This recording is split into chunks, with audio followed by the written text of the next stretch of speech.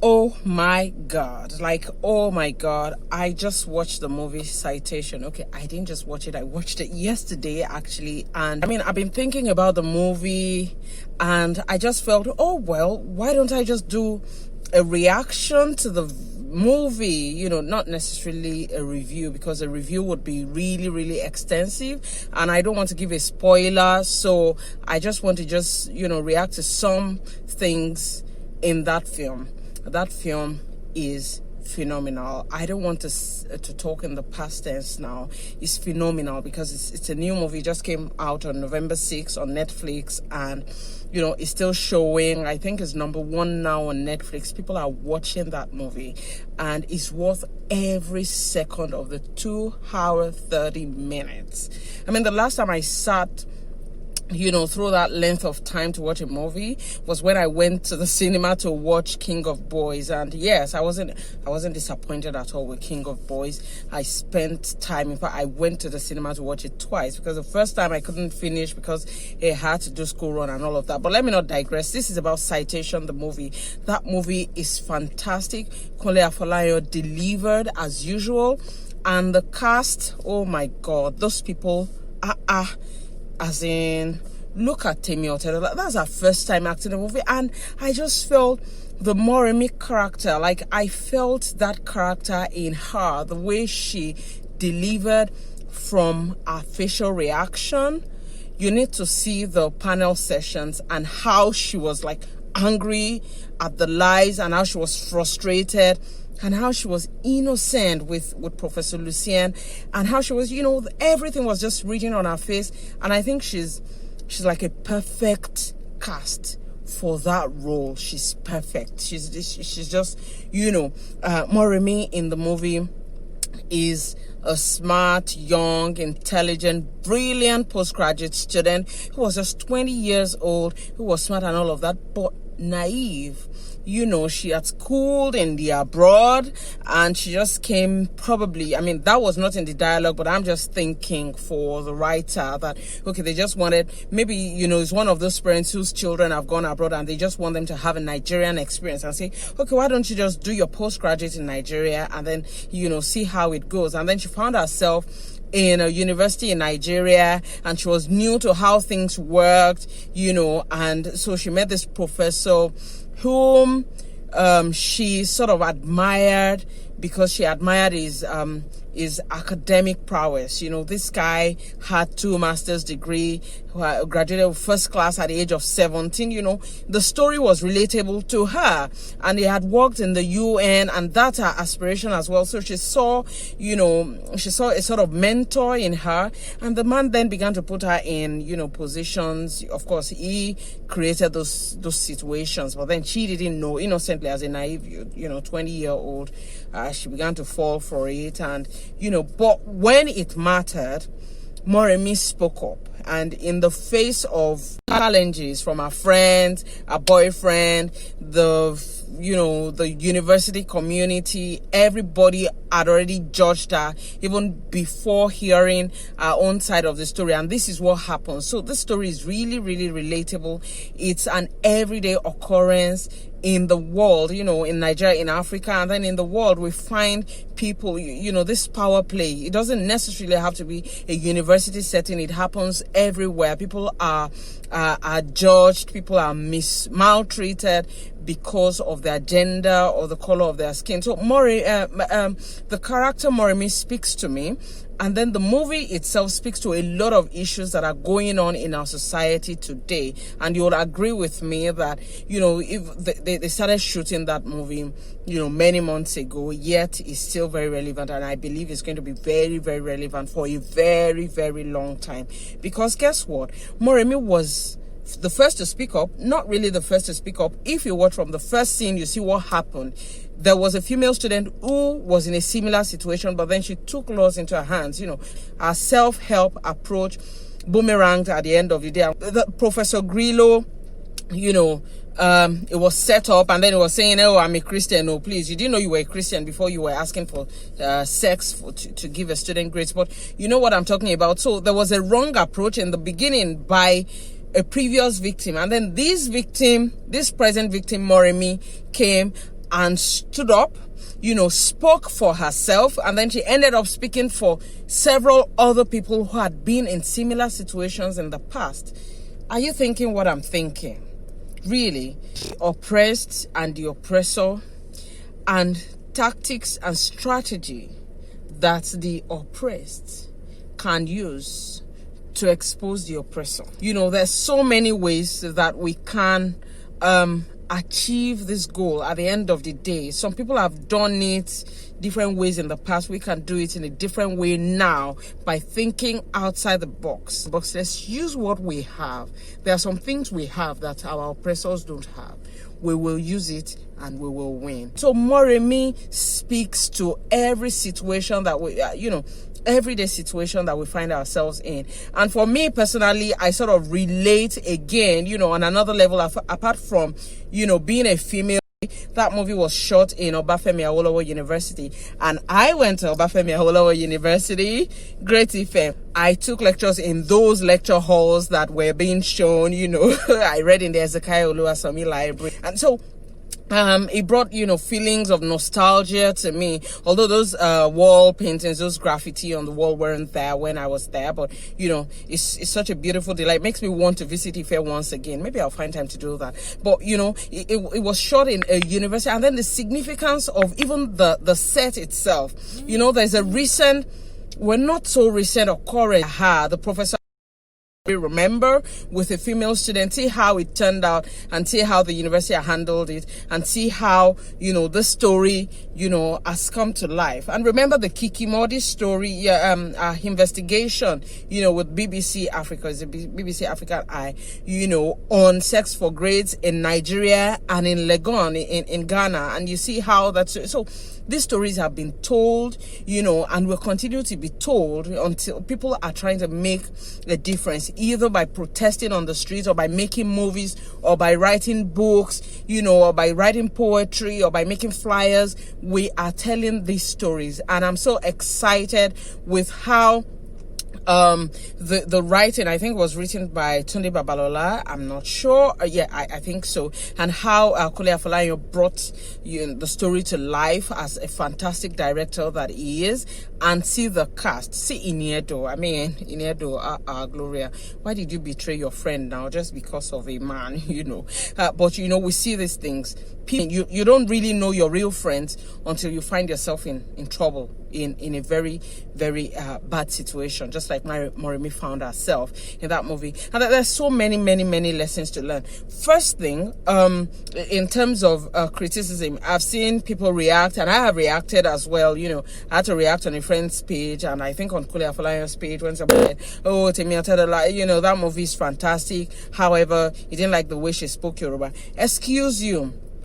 That character, Moremi, is an Ajebota girl, a daughter of a retired diplomat. Do you know what that means? So this person had been traveling from country to country, and got her education outside Nigeria. And then she finally, maybe the father retired home to Nigeria, and then she decided to come and do a postgraduate in Nigeria. So she's not your regular school girl, okay? She's an Ajebo. And I'm not trying to excuse that. I'm just saying that there are real people in that situation who speak Yoruba like that. There are, a handful, there's so many of them who cannot even speak Yoruba at all. And those who can speak it with funny accent. And it doesn't make it less Yoruba.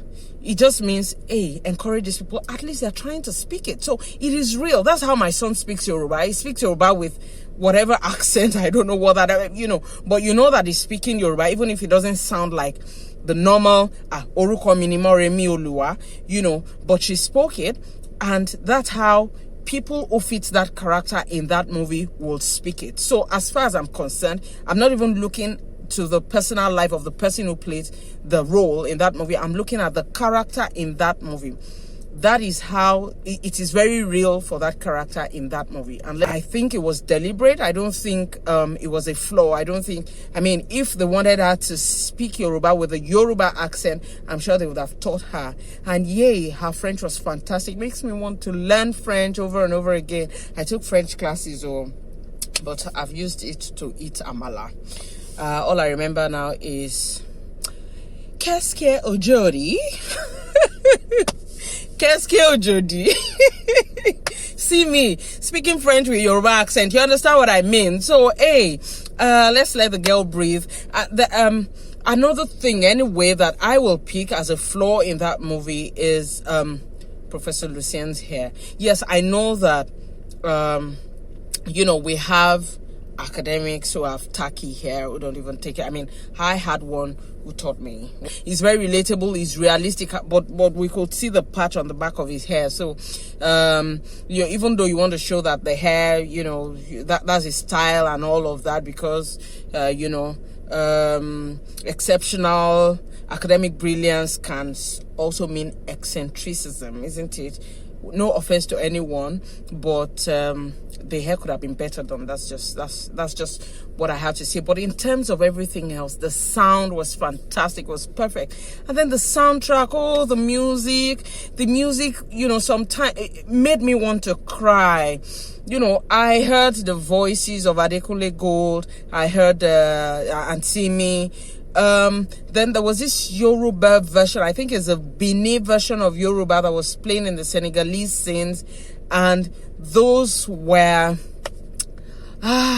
they just made me want to relax and do yoga. That was beautiful. Netflix will not show you the entire cast and crew before it just skips to the next one, and I don't know how to do that. Maybe somebody will teach me. So I really couldn't see who sang what and who did what, but the music was fantastic, the scenes, the quality of the picture. Please, I need to give a really big shout out to the crew. Oh my God, you guys are fantastic. The thing with the movie industry is that you see the person in front of the screen, and then you see you hear the name of the writer, you hear the name of the director, but you don't really know those who worked really hard behind the scenes to put things together.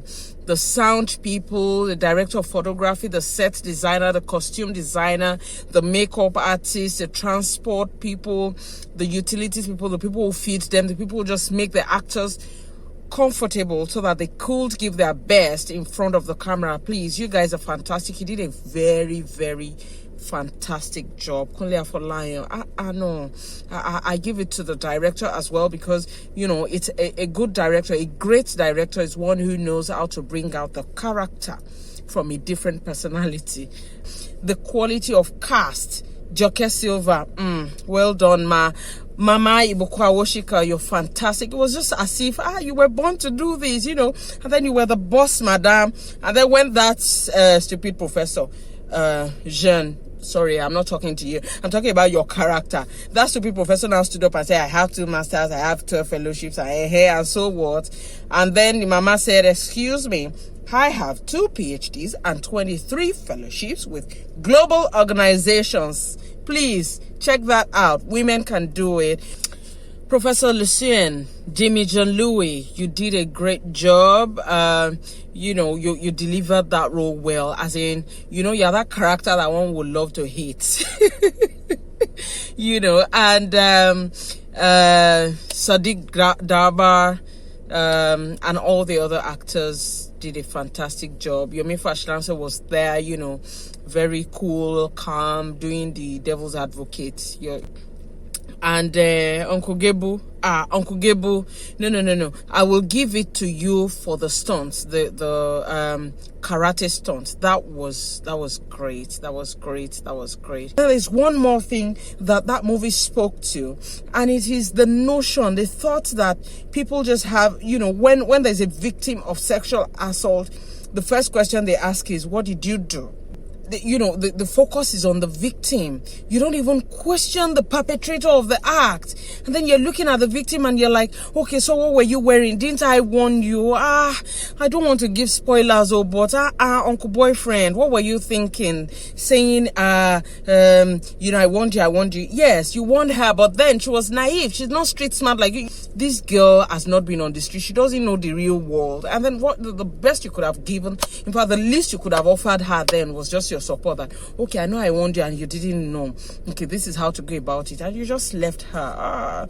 Really, really, really, really shameful. But then it shows the true state of things. I mean, the way people think, you're giving a green light when you're too friendly. What's wrong with a student teaching electric? This is someone who's coming from, when I was schooling in the abroad, excuse me, I shared drinks with my professors. We danced together. I still have videos of those dances. We had a ball night. We danced. We went to the pub. We drank. We talked about things.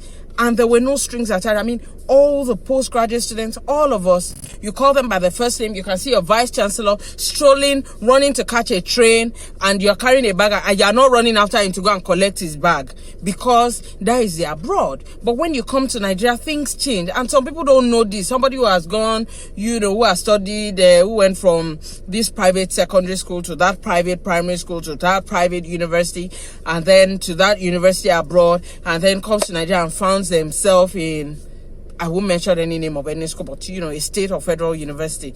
It's a different ecosystem. It's a different terrain. It's just, this movie is just very real. As in, this is how things are, and it's pointing out these issues and calling for reform in a very subtle manner. So please, thank you, Kule Afolayan and Tunde Babalola, for telling this story.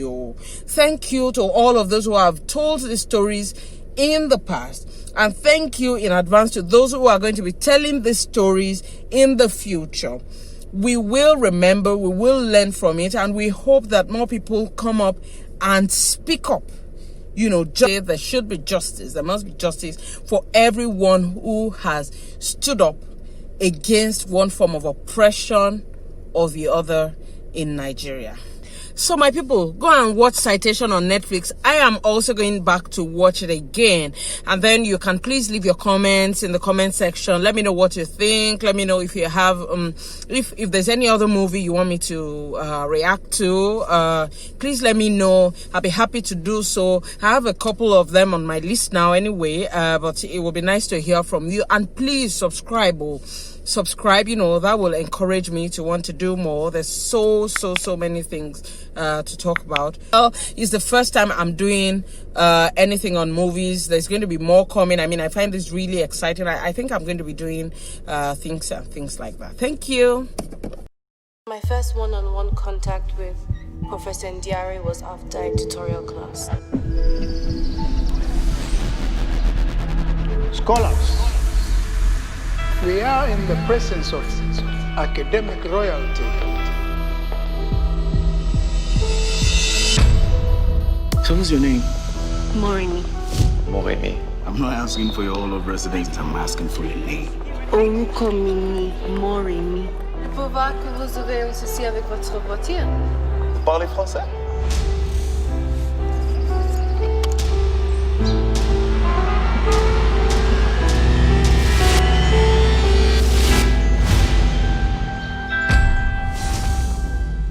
Let's proceed.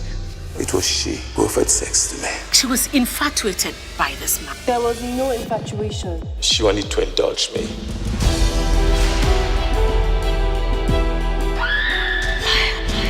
Measuring age, Chumbo, you like it.